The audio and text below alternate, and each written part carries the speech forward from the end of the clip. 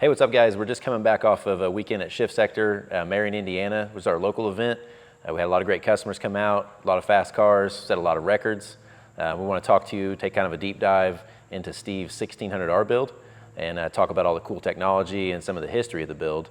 Last year, this car out at Shift Sector did 203 mile per hour, and we decided to turn it up on the next pass, and we split the block in half in about 6 places, if I remember right. So this year we came out with a new Predator block, which is a little stronger than the Gen 1 Voodoo. Car's still on a flat plane crank. It's got 72 millimeter turbos. A lot of our standard twin turbo headers are on this car, a lot of the parts that go into our normal builds. But we also have a lot of cool technology in this one, air to water intake manifold. We've got a MoTeC M190, dual fuel injectors on each bank. It's got a PDM. Car's completely full weight, has all the original radio, AC, interiors there. About the only parts that make the car lighter, it's got a carbon fiber hood and a short like race dump exhaust. Other than that, there's pretty much everything that came stock on this car, plus the addition of a giant ice tank in the trunk. We've got a bigger fuel surge tank in the back, safety equipment, that kind of stuff that makes this car pretty heavy. Corbin, can you talk a little bit about the MoTeC M190 and the PDM and kind of explain to everyone, everything that goes into a build like this to make it work? Yeah, so you covered a lot of it. I think one of the main things, the car is a PPG Sequential, which kind of makes it different than a lot of other big power builds. This is our original first 1600R build. We have a lot of experimental parts, things that we're testing and trying, still trying to push the limits. Like you said, it's still the original flat plane crank. We have yet to find the limits of a flat plane crank. There's a lot of technology. I mean, the M190 is something we don't typically do. I mean, the car is 16 injector, so we did need additional outputs for that.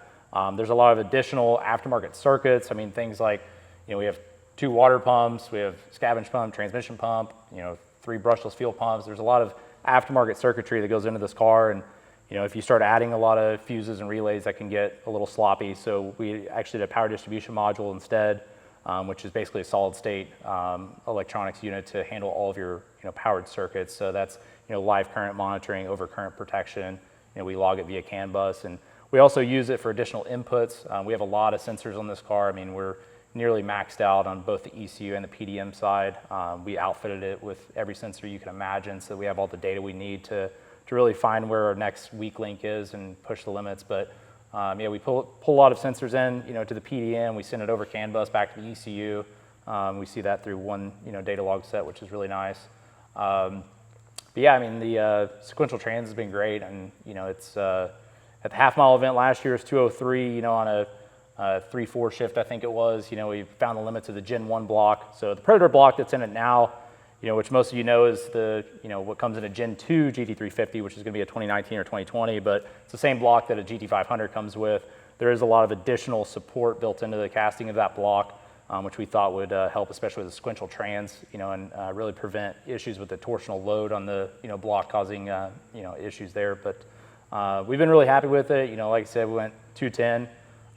There's always going to be room for improvement, but, very traction limited, and, it's, based on our previous outings, I think we were all pretty ecstatic with that. So, yeah, for sure. And then we did also add some aero components from Veris Engineering. They helped us out. We have a new front splitter, some under trays, rear diffuser, wing, all that stuff. I think is pretty crucial once you start getting over 200 mile per hour.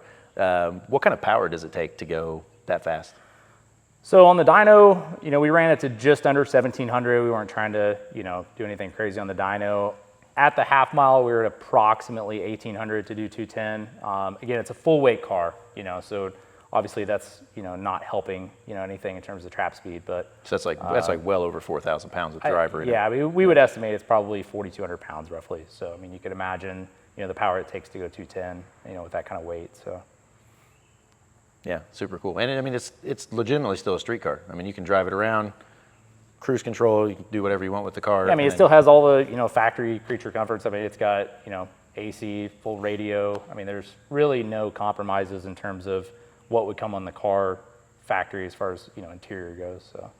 Yeah, and we'll kind of go through some of the features and show you a little bit about how the air-to-water intake manifold is designed. We've got a cool little rendering that'll show you, it'll explode, show you how all the parts are, show where everything goes. But yeah, other than that, I think maybe we should bring Jeremy in to talk to you guys a little bit about what it's like to drive the car. Yep. All right, guys, so we're here with Jeremy now. If you don't know, he's my business partner and the guy who drives all the fast things around here. He drove the Jam Maker, he drives the Flat Fox, and he also drove Steve's 1600R to over 210 mile per hour last weekend. Can you tell us a little bit about what it's like to drive this car? This car is really cool to drive. Like Corbin mentioned, it has a Sequential in it. This is the first car I've got to drive with a Sequential, which is a pretty cool experience if you haven't experienced it yet. This car's got a RPS quad carbon clutch in it, so it drives real nice, real smooth. So it's great just to drive around the street, but obviously when you're at the track, it's cool just to hit those sequential gears. Oh yeah, for sure. And the quad carbon sounds like a pretty aggressive clutch, but it drives okay? Oh no, yeah, it drives great. We still utilize stock cams in all these builds, so car just drives, takes off the line, like it's really no compromise. At the airport, like you're struggling for traction. Yeah. So the thing's struggling for traction until you're doing about 130, 140 mile an hour. Then, honestly, it just kind of feels like I got hit by a truck from behind. Yeah, once you get in the high enough gears. Oh yeah. Once you get in third gear and it starts putting the boost down, it just starts ripping through third and fourth. Nice. And then, so last year we split the block in half. That was probably a pretty good ride. Yeah, that was a little sketchy. So like, right when I shifted into the gear, all I saw was just the windshield just get covered with water.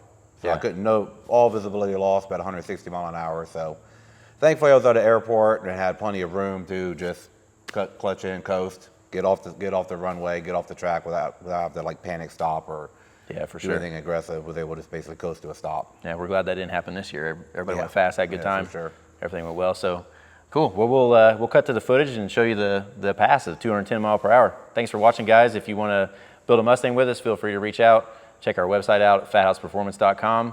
Hit us up on Facebook, Instagram, and we'll see you next time.